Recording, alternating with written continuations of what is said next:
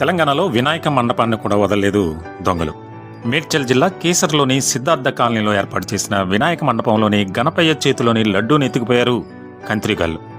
CC కెమెరాలో రికార్డైన దృశ్యాల ఆధారంగా లడ్డూ దొంగలను పట్టుకునే ప్రయత్నంలో ఉన్నారు పోలీసులు.